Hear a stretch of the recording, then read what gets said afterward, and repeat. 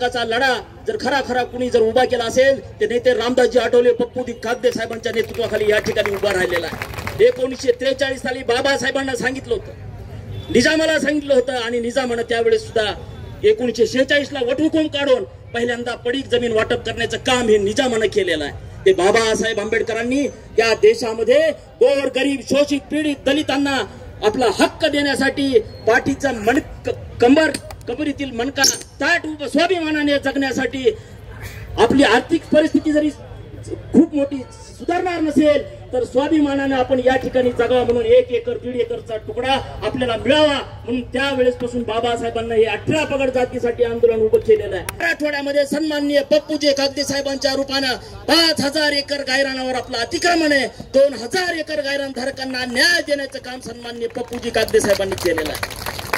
असलेला विश्वास आहे या पूर्ण बीड जिल्ह्यामध्ये आज 24 तास पाऊस पडत आहे, ओला दुष्काळ आहे। गावाखेड्यातून या ठिकाणी येण्यासाठी प्रत्येक गावातून नागरिक गायरान धारक शेतमजूर परत ऊसतोड कामगार आपल्या या ठिकाणी येण्यासाठी खूप प्रयत्न करत आहेत। आज ह्या जे व्यापक ऐतिहासिक महाधरणे आंदोलन या ठिकाणी झालेलं आहे ते साहेब तुमच्यावर असलेला हा विश्वास, तुम्ही या गायरान धारकांची असलेली आधारवड आणि समस्त दलित बांधवांची असलेली अस्मिता स्वाभिमान आपल्यावर असलेला विश्वास आहे। निश्चितच येणाऱ्या काळामध्ये या सरकारनं कायदा करावा आणि गायरान धारकांना न्याय द्यावा अशा प्रकारची मागणी या धरणे आंदोलनातून करतो आणि या विधानसभेमध्ये पप्पूजी कागदे साहेबांसारखं वादळ कडकायला पाहिजे। तुमचा आमचा स्वाभिमान या विधानसभेमध्ये गरजला पाहिजे। तुमचा आमचा हक्क मांडण्यासाठी पप्पूजी कागदे साहेब त्या सभागृहामध्ये गेले पाहिजेत। या शासनानं लवकरात लवकर या दखल घ्यावी। इशारा देऊ इच्छितो तमाम महाराष्ट्राच्या भीमसैनिकाच्या वतीनं, तमाम महाराष्ट्राच्या गायरान धारकाच्या वतीनं जोपर्यंत आम्हाला सातबार मिळणार नाही तोपर्यंत आता आम्ही शांत बसणार नाही। आम्हाला गायरान आमच्या हक्काच्या मिळाल्याच पाहिजे। आणि दुसरी आमची मागणी आहे, जे आमचे गायरान धारक आहेत, जे अनेक वर्षापासून गायरान कसत आहेत, जो GR 1990चा जो काढलेला GR आहे त्या GR ची मुदत 2015 पर्यंत झालेच पाहिजे। आणि म्हणून बांधवांना येत्या काही काळामध्ये 15 दिवसात म्हणा, महिनाभरात म्हणा, आपले नेते माननीय रामदासजी आठवले यांच्या नेतृत्वाखाली मुख्यमंत्री आणि महसूल मंत्री बावनकुळे यांना आम्ही लवकरात लवकर या प्रश्नावर भेटणार आहोत। आणि हा लढा आपल्याला चालू ठेवायचा, त्यापुरता मर्यादित राहणार नाही। हा लढा पूर्ण गायरान धारकाच्या वतीनं महाराष्ट्राच्या पातळीवर राजू जोगदंड यांनी सांगितलं, आता बीडला मोर्चे काढून चालणार नाही। आता मोर्चा आपला मुंबईमध्ये आझाद मैदान, तुम्ही येणार आहात की नाही? सगळे हात वर करा। आपल्याला लाखोच्या संख्येनं येणाऱ्या काळामध्ये जर आपले प्रश्न जर सुटत नसतील राज्यव्यापी लढा आपल्याला करायचा आहे। बांधवांनो अनेक प्रश्न आहेत। आज या जिल्ह्यामध्ये, मराठवाड्यामध्ये, या महाराष्ट्रामध्ये अतिशय मुसळधार पाऊस चालू आहे गेल्या 8 ते 10 दिवसापासून। आम्ही शेतमजूर आहेत, आम्ही कष्टकरी आहेत, कामगार आहेत, परंतु आमचा जो शेतकरी आहे शेतकऱ्याचं नुकसान प्रचंड झालेलं आहे। आणि म्हणून येणाऱ्या काळामध्ये, येणाऱ्या 2 दिवसामध्ये या महाराष्ट्रामध्ये महाराष्ट्र ओला दुष्काळ जाहीर झाला पाहिजे अशी रिपब्लिकन पक्षाच्या वतीनं मागणी आहे। शेतामध्ये पाणी घुसलंय, शेतामध्ये तलाव निर्माण झालेले आहेत, शेताचं म्हणजे नाल्या त्या ठिकाणी झालेला आहे आणि म्हणून लवकरात लवकर शासनाने ओला दुष्काळ जाहीर केला पाहिजे। बांधवांना आम्ही बघितलंय की इकडे लाडक्या बहिणीला तुम्ही योजना दिली, चांगली गोष्ट आहे।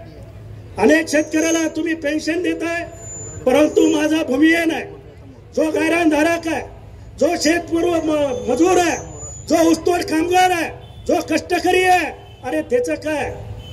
अशाला सुद्धा किमान 5000 रुपये महिना मानधन म्हणा, पेन्शन म्हणा, ही दिली पाहिजे। ही रिपब्लिकन पक्षाची मागणी आहे आणि म्हणून अशा मागण्या करता आपल्याला येणाऱ्या काळामध्ये आपल्याला संघर्ष करावा लागेल बांधवांना। आपण बघितलं ठिकठिकाणी खेड्या पाड्यावत नव्हता अशा पिकवण्याचं जमिनी पिकवण्याचं का या गोरगरीब समाजाने केलेलं आहे। आणि म्हणून या देशाच्या नकाशावर ज्या ठिकाणी कुसळ पिकत नव्हतं ज्या कष्टकरी जनतेनं त्या ठिकाणी त्या जमिनी चांगल्या पिकवण्याचं काम केलेलं आहे।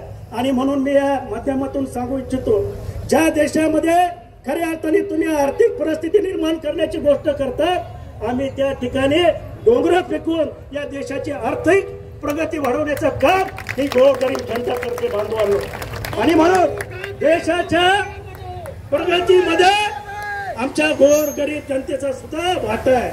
आणि म्हणून या ठिकाणी आपल्याला येणाऱ्या काळामध्ये बांधवांनो, आज रिपब्लिकन पक्षाच्या कार्यकर्त्याचा आहे आणि माझ्या कार्यकर्त्यावर विश्वास आहे की माझा रिपब्लिकन पक्षाचा कार्यकर्ता हा खेड्यापाड्यामध्ये गावागावामध्ये जाऊन माझ्या या गोरगरिबांना खऱ्या अर्थाने सहकार्य करण्याचं काम करतो। आणि म्हणून आपल्याला येणाऱ्या काळामध्ये सगळ्या बांधवाला मी या ठिकाणी विनंती करणार आहे, मी तालुकाध्यक्षाला सांगणार आहे की आपण आपल्या ज्या पंचनामे आपल्या गायरान जमिनीचे पंचनामे करून घ्या। गायरान जमीन फक्त बौद्ध महात्मा कर्मकार यांच्यासाठी काम करू नका।